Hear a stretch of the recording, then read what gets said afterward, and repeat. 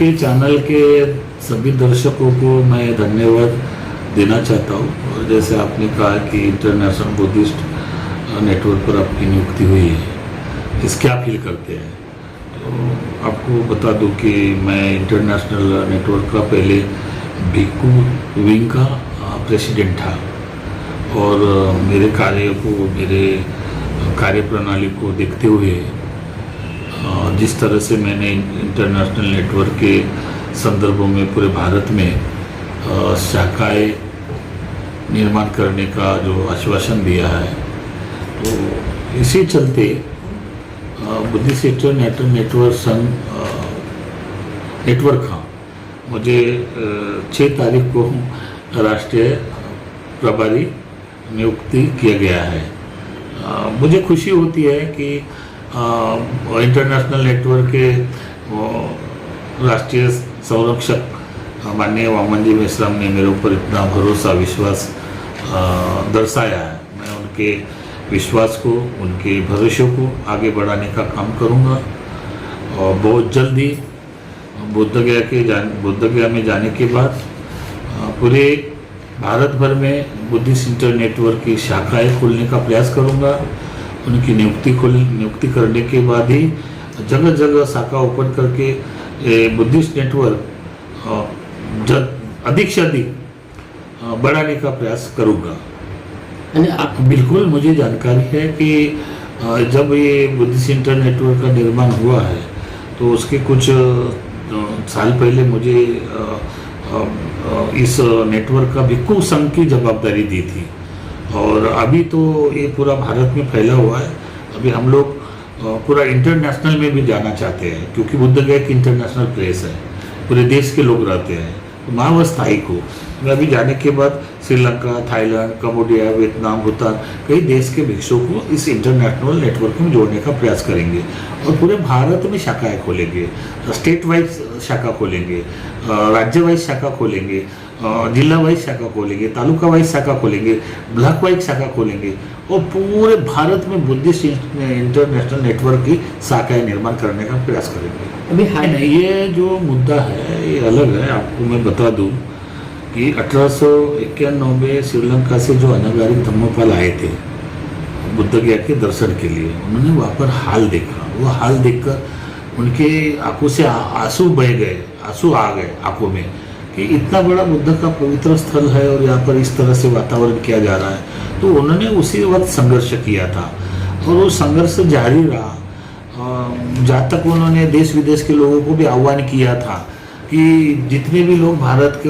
बुद्ध को मानने वाले हैं, लेकिन जहाँ सिद्धार्थ कुमार का गौतम बुद्ध का जो ज्ञान प्राप्त हुआ वो स्थिति, वो जगह ऐसे स्थिति में, परिस्थिति में है कि मैं आपको देखकर आपके आंखों से आंसू बहेंगे। इस तरह से उन्होंने कई जगह लेटर भेजे, निवेदन भेजा और स्वयं उन्होंने संघर्ष किया। उस संघर्ष में जापान जाने के बाद उनको एक मूर्ति मिली थी। जब ये बुद्ध विहार जो गर्भागृह था वो खुला नहीं था, वो ढका हुआ था। उन्होंने ऊपर में मूर्ति का स्थापना की तो वहाँ पर जो घमंडगिरी महाराज है उसके सन्यासियों ने इनसे मारपीट की, वो मूर्ति नीचे फेंक दी। अब यह महत्वपूर्ण सवाल है। अनागारिक धर्मपाल ने उनके विरोध में गया के डिस्ट्रिक्ट में, गया डिस्ट्रिक्ट कोर्ट में याचिका दायर की और गया डिस्ट्रिक्ट कोर्ट ने अनागारिक धम्मपाल को मारने वाले लोगों को सजा दी। अब सजा देने के बाद ये लोग जो घमंडगिरी के सन्यासी थे तो ये लोग कलकत्ता में हाईकोर्ट में गए, जब पटना में हाईकोर्ट नहीं था। तो कलकत्ता के हाईकोर्ट में जाने के बाद वाकई जस्टिस ने लोगों के आगे दी तो इनको कुछ दिन के लिए सजा मिली, तो क्यों इसकी सजा हम निरस्त कर दे, तो वो सजा निरस्त कर दी। यह बात ये आती है, लोगों ने पढ़ते नहीं, आंदोलन के बारे में जानते नहीं। ये कोई कोर्ट का मैटर नहीं था, वो आपस में दो गुट में झगड़े का मैटर था। इसलिए अनागारिक धम्मपाल ने डिस्ट्रिक्ट गया की तरफ से न्यायपालिका के माध्यम से उनको सजा मिली, लेकिन हाई कोर्ट में उन्होंने मुक्त कर दिया। ये कोई मंदिर का मामला नहीं था, मंदिर का मामला और चढ़ा। जब आज़ादी का माहौल खड़ा था तो बिहार में अधिवेशन था कांग्रेस का और डॉक्टर राजेंद्र परिषद उसका अधिवेशन के अध्यक्ष थे। उसमें नेहरू भी थे और माननीय महात्मा गांधी जी भी थे। तो अनागारिक धम्मपाल ने वो गांधी जी को लेटर लिखा था कि जो हमारा बुद्ध का पवित्र स्थल है हमको दिया जाए। तो गांधी जी ने बोला कि गादागारिक जी, देश को अंग्रेजों से आज़ादी लेने दीजिए, उसके बाद में हम लोग विचार करेंगे। वो विचार, आज़ादी मिली। आज़ादी मिलने के बाद 1949 में डॉक्टर बाबा साहब ने संविधान लिखा, 50 को लागू हो गया। इसके पूर्व में राजेंद्र प्रसाद ने और कांग्रेस की सरकार ने कुछ 7 लोगों की कमेटी बनाई, और कमेटी बनाकर जो घमंडगिरी है उसकी वो ज़मीन है उसको बुलाया कि हम लोग आपकी ज़मीन लेना चाहते हैं। तो उन्होंने मना कर दिया, मैं कहाँ जाऊँगा, इस बुद्ध विहार की रक्षा किया है, जो आक्रमण है उससे भी हमने सुरक्षित किया, हम भी भगवान बुद्ध को विष्णु का अवतार मानते, हम भी पूजा करते।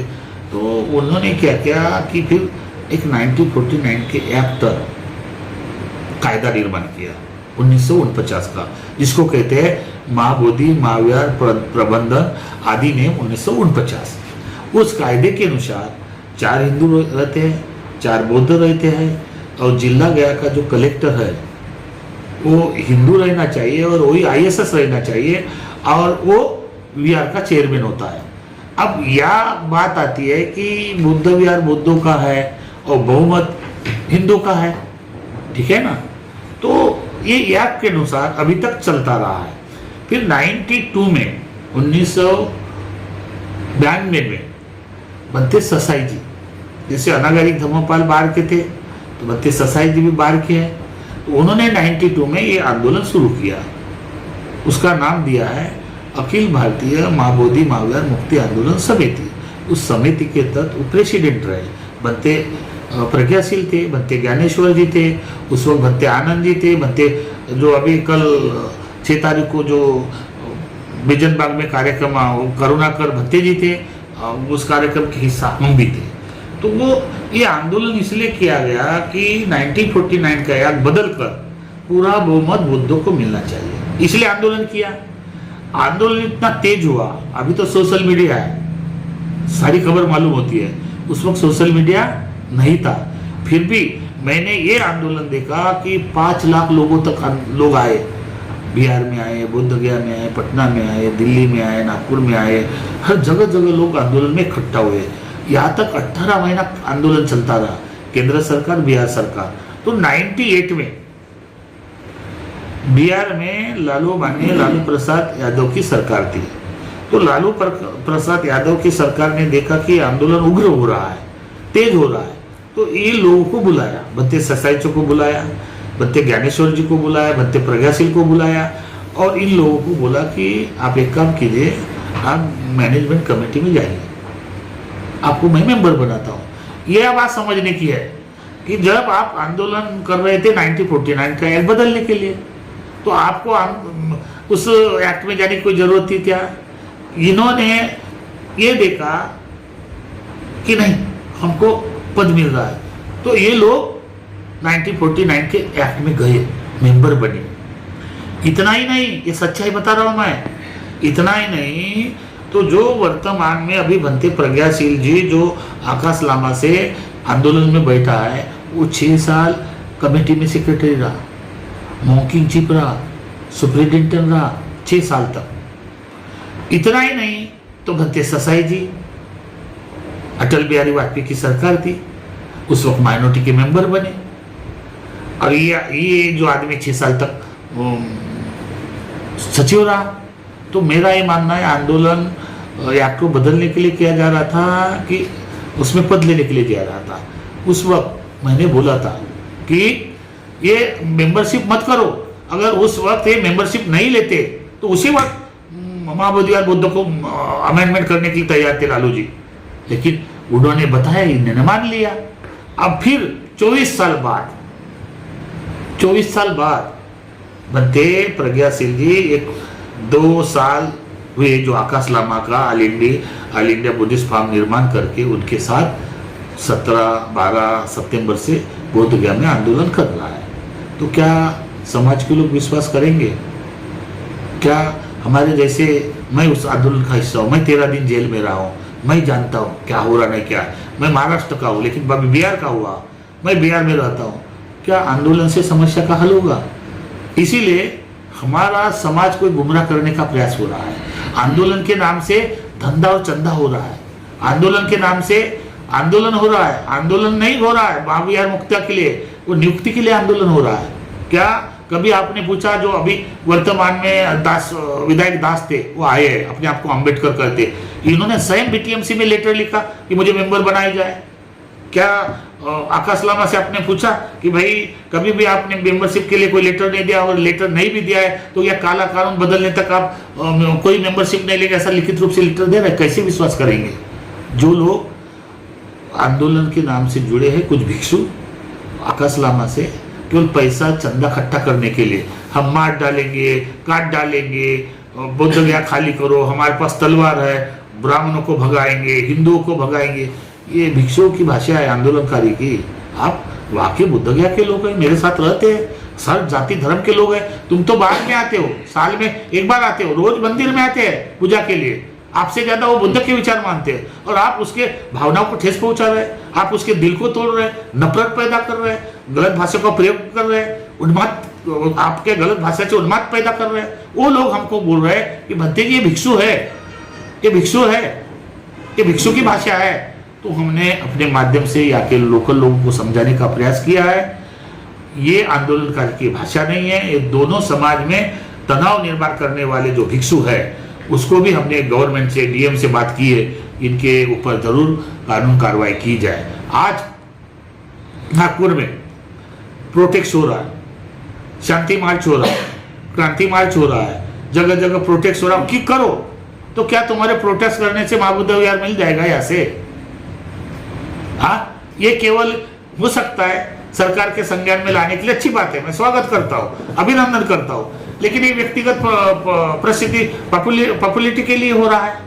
आपको अगर लड़ाई लड़ना है, मुद्दा कहाँ है? बोध गया का, तो बोध गया की धरती पर जाइए ना, बिहार में जाइए ना, पटना में लड़ाई ना, उसी से जुड़े। क्या महत्वपूर्ण बात बताई, मैं उसी मुद्दे पर आ रहा था। अगर मान के चलो आपको दिया है, तो कौन बुद्ध है? कौन बुद्ध है? कितने बुद्ध है? क्या गारंटी है कि कोई बुद्ध की संगठन कैसे चलाएंगे, क्या करेंगे, क्या उसके पास प्लानिंग है, क्या उसके पास चलाने की कुछ है? मैं ये चाहता हूँ, हमने मध्यम मार्ग निकाला है कुछ भिक्षुओं ने बैठ के, कि हमारा इतना ही है कि बुद्धों का बहुमत होना चाहिए। अभी जो कलेक्टर जिला गया का कलेक्टर होता है, वो हिंदू रहना चाहिए, ऐसा प्रावधान पारित है। आपको बता दूं मैं सच्चाई, 2012 में हाईकोर्ट में याचिका है, उस याचिका की वजह से नीतीश सरकार ने क्या किया, 2013 में अपने असेंबली में सेक्शन 3 क्लोज में जो प्रावधान था कि हिंदू रहना चाहिए, वो क्लोज करके अल्पसंख्यक लाया है। ठीक है ना? अब अल्पसंख्यक घोषित तो किया है, लेकिन प्रैक्टिकल नहीं आया है, तो इसके लिए फिर एक बार कोर्ट भी जाना पड़ेगा। अभी तो हमने प्रस्ताव रखा है।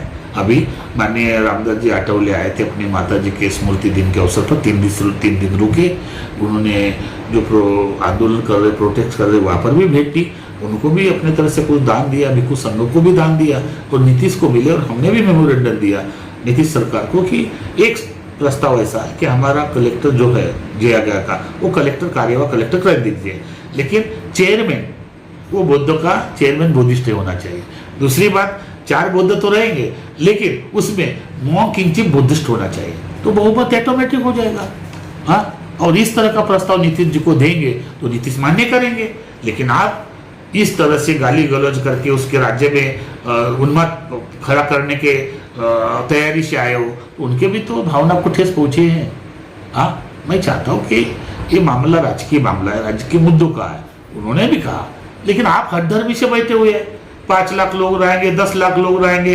अभी अशोक सम्राट की जयंती हुई, घोषणा की सरकार के सामने की 5 लाख लोग आएंगे, तो पूरे आईबी वाले, पुलिस वाले, प्रोटेक्शन वाले सब चिंता में लगे। और जब अशोक सम्राट जयंती हुई थी, मुश्किल के 3000 लोग नहीं थे। तो आप हवाबाजी में क्यों जा रहे हैं? लोगों को गुमराह क्यों करना है? जो आकाश लामा, उसका बैकग्राउंड देखिए, कभी पैंट पहनता है, कभी शर्ट पहनता है, कभी शाल ओढ़ता है। जो आकाश लामा ले मैन है, उसकी बीवी बच्चे वहाँ बैठे हुए हैं, और सारे थेरावादी भिक्षु के गोद में बैठता है और अपनी लीडरशिप करता है। चलो करो, लेकिन पारदर्शी तो हो जाओ। हाँ, मैं एक बात हुआ है, हम सब भिक्षु 2 तारीख को बैठे, मीटिंग हुई, ऑल इंडिया भिक्खू संघ की, उसमें आठवले के माता जी के स्मृति दिन पर भत्ते आनंद जी भी थे, प्रज्ञा जी भी, सारे भत्ते थे, और 2 तारीख की मीटिंग हुई। तो हमने ये देखा है कि ये भिक्षु का नेतृत्व होना चाहिए। बड़े बड़े भिक्षु को विश्वास में नहीं लिया, ना अखिल भारतीय भिक्षु संघ को लिया, ना महाभिक्षु संघ को लिया, ना इंटरनेशनल भिक्षु संघ को लिया, ना नेक्स्ट नॉर्थ ईस्ट वेस्ट पश्चिम बंगाल भिक्षु संघ को लिया विश्वास में, ना बाकी लोकल लोगों को लिया। तो हमारा ये कहना है कि एक राष्ट्रव्यापी कोर कमेटी होनी चाहिए। उस कोर कमेटी हर राज्य के लोग लेने चाहिए और न्यायपालिका के माध्यम से भी जाना चाहिए। आंदोलन कैसा तेज होना चाहिए वो भी जवाबदारी समिति पर देना चाहिए, और जिसकी राजकीय व्यवस्था में पकड़ है उसकी भी एक समिति बनाना चाहिए। अगर ये 3 तरह से एक राष्ट्रीय लेवल पर कोर कमेटी बनती है तो मुझे लगता है बुद्ध गया का जो महाविहार है निश्चित रूप से इस देश के पंतप्रधान नरेंद्र मोदी जी हमको खुशी से देंगे।